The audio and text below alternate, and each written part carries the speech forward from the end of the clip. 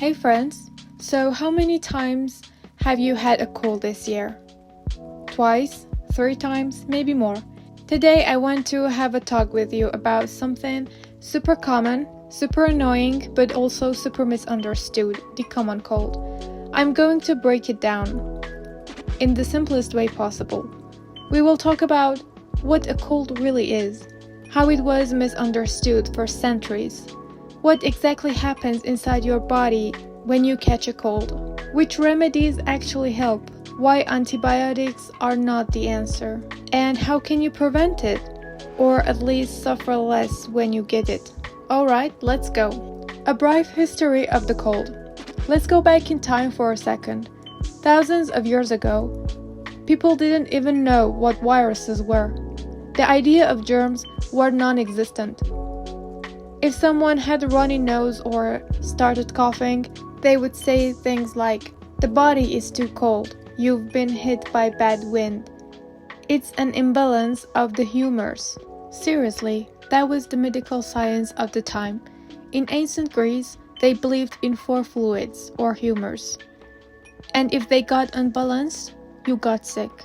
People used steam, herb, spices, garlic, onion, honey, and heat to try to restore balance, and surprisingly, many of those things helped, even if they didn't know why.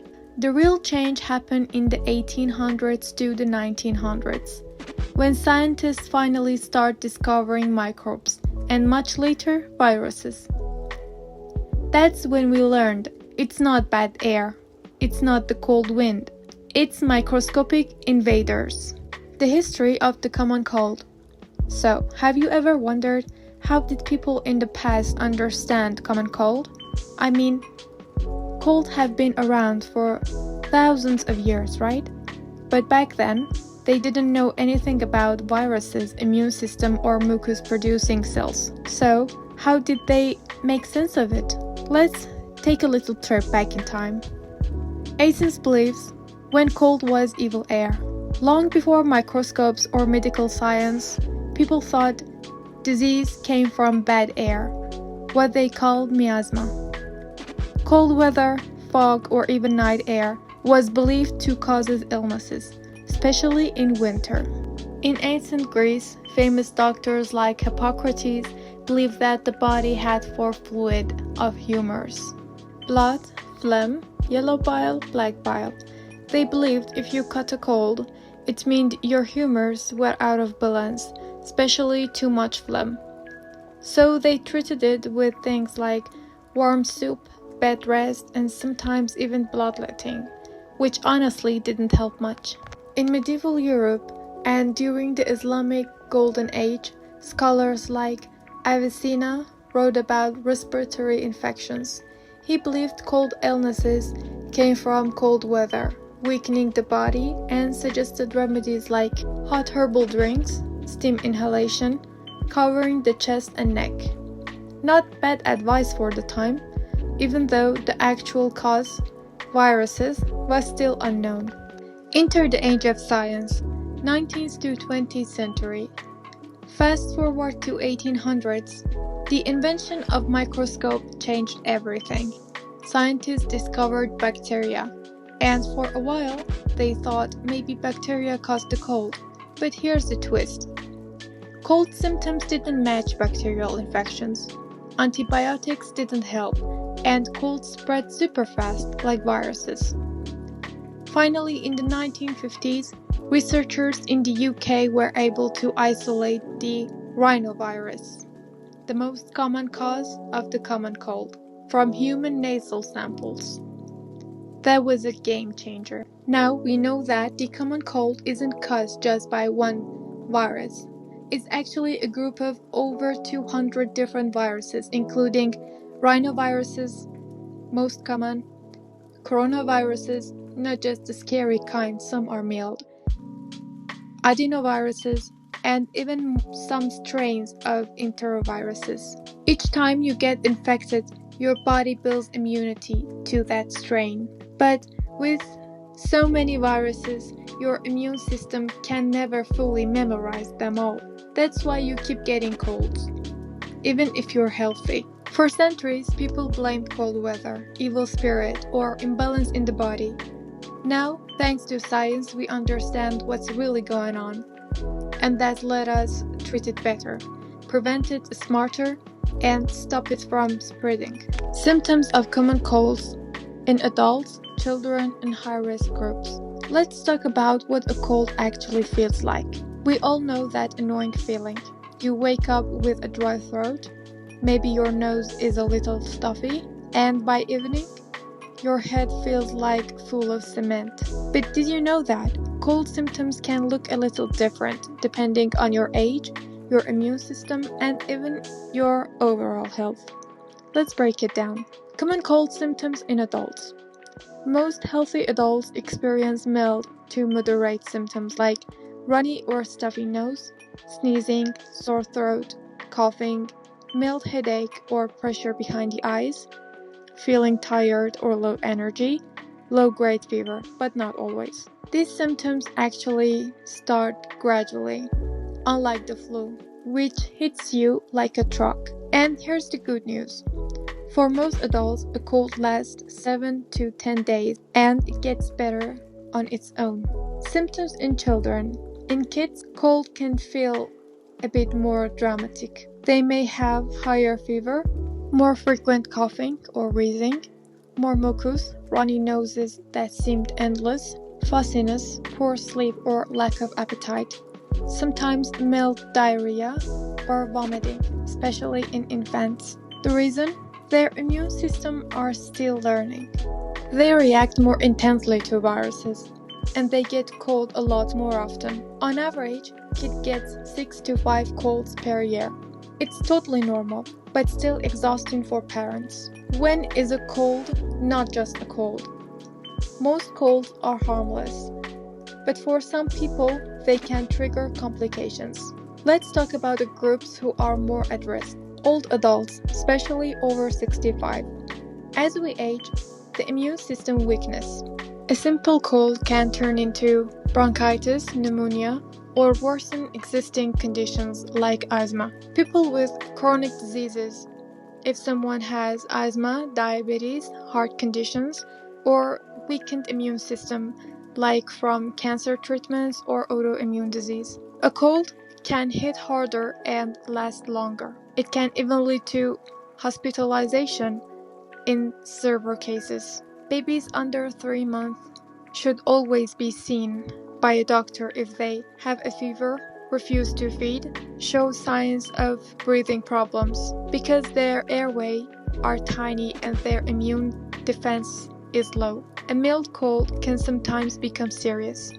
Red flags for everyone. Whether you're a healthy adult or not, see a doctor if you have fever above 39 centigrades for more than 3 days, difficulty breathing, presents chest pain, cough that lasts more than 2 weeks, green or yellow mucus that smells bad, might be secondary infection. These are signs that something more serious could be going on, like a bacterial infection or flu, not just a cold. Alright, let's go deeper. Colds are caused by viruses, tiny invisible troublemakers that hijack your cells. And not just one kind of virus.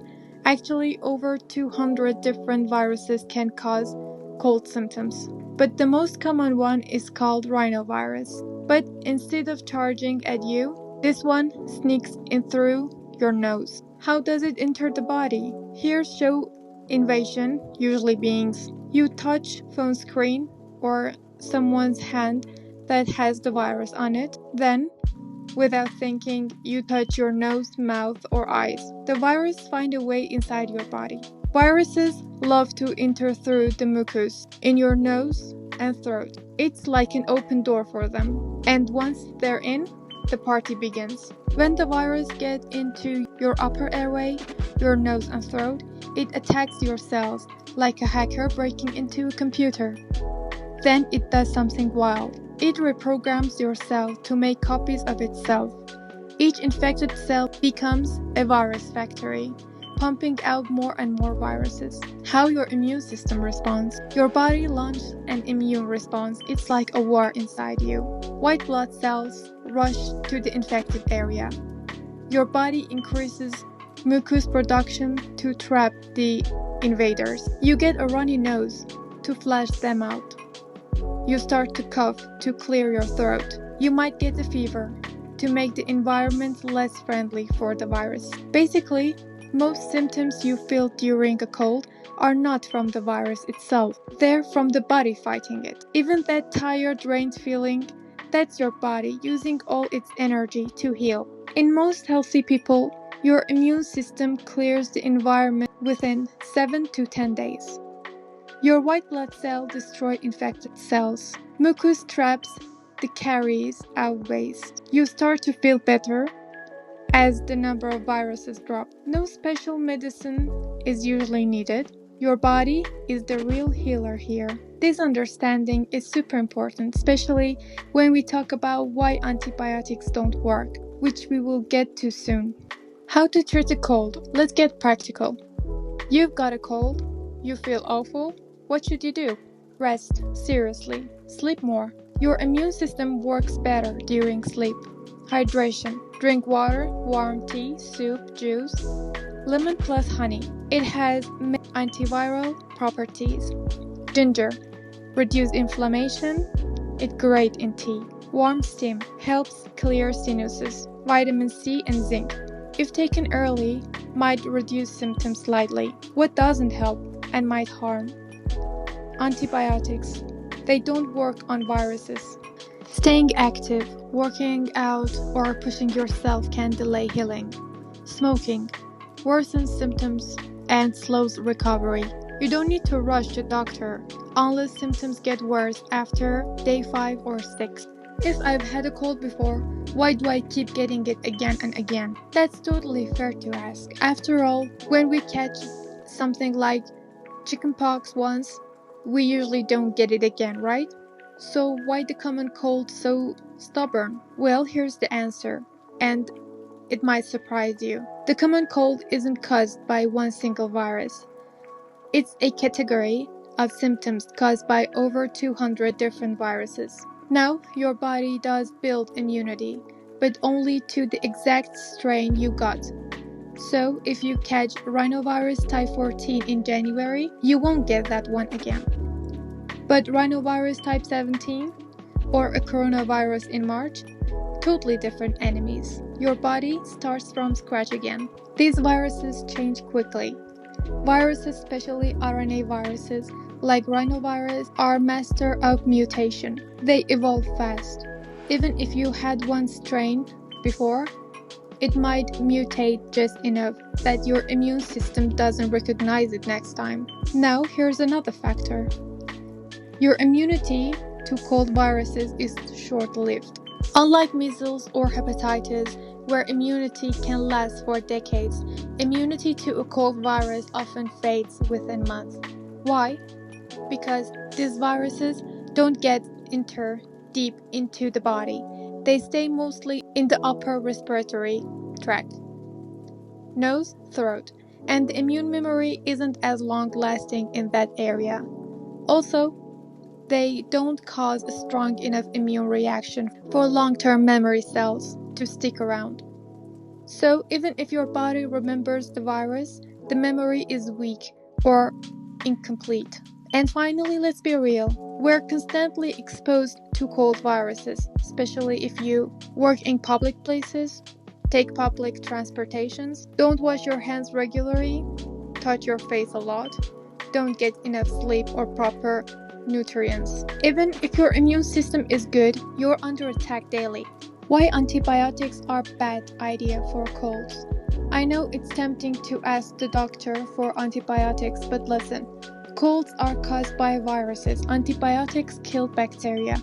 Taking antibiotics when you don't need them destroy your good gut bacteria, weakens your immune response, can cause side effects like diarrhea, nausea, or allergic reactions, leads to antibiotic resistance, unless your cold turns into bacterial infection. Wash your hands regularly. Don't touch your face in public. Keep your immune system strong with good sleep, nutrients, and hydration. Avoid close contact with sick people. Clean your phone keyboard often. Stay active. Avoid this. Skipping meals or sleep.